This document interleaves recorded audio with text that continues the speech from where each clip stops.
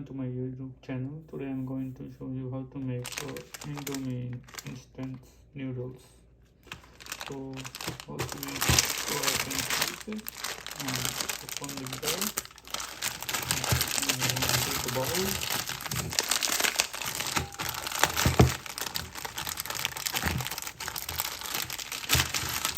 Take these two packets out.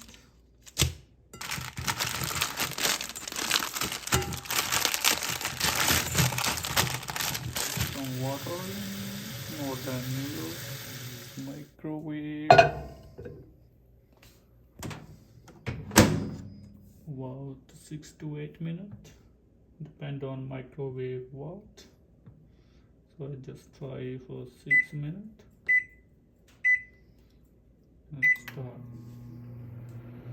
So look like my noodles cooked. So now it's time to take out this water. Now water is out, so I'm going to put the sauce first, then this masala seasoning, then put all together on top and mix up. That's it. This is how you make instant noodles. How it look like after seasoning. Now we going to mix up, and then our noodle is ready.